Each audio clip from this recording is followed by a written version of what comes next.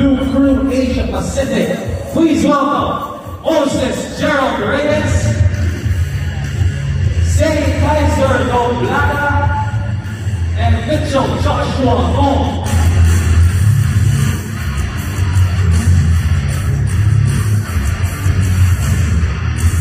And we have Moses. What's up, Moses? Zane and Mitchell. Alright, our Yamaha riders ng ating racers. Kasama natin ngayon from the Blue Crew PH team. Alright, Mosta, brother, hindi ka naman naiinit. Moses, saan ka mas kinakabahan? Dito yung pag nakaka-arena na. Mas kinakabahan mo pa dito. Nakakagulat din kasi, bro, I'm sure when you ride your motorcycle, syempre, you are at risk. How do you make sure na safe pa din yung pag-ride mo ng motorcycle, especially pag kumakarena?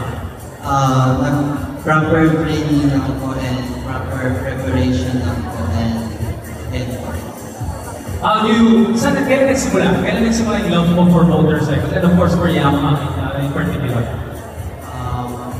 Nung una po ako kumarana, dito po na gustuhan kumarana po sa adrenaline Anong favorite motorcycle mo dito sa'yo? R3 po. Yeah, R3 na. Alright, thank you very much. May Zane naman tayo. Zane, kwento mo naman kami, ano naman ang training? Sabi ni Moses kanina, yung training very important to make sure na kahit sobrang bilis ninyo, you're always safe when you're riding a motorcycle. Ano ang training na nagaganap na kakailanganin para bumalik makarera?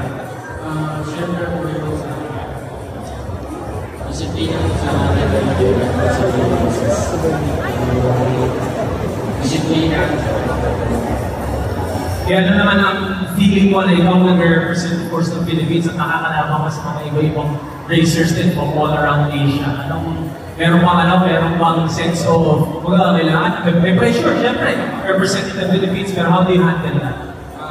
Kapag po na may excited kasi nire-represent ang mga kapag tapos hindi mo po makakalaman kung parang ako may kapag po na excited. Tama. Okay, si Zane. Pakapaka naman natin si Zane. And finally, we have Mitchell. Mitchell, ilang taon ka na, Mitchell?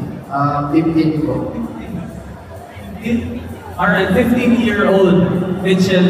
Mitchell, how does it feel na nakakaikot ka ng mundo? Balita ko sa September, may Australia kayo, di ba? How does it feel na nakakaikot ka ng mundo? Akalain mo ba yun, yung unang nag-ride ka ng motorcycle na dahil sa Yamaha, may experience mo kayo ng mundo?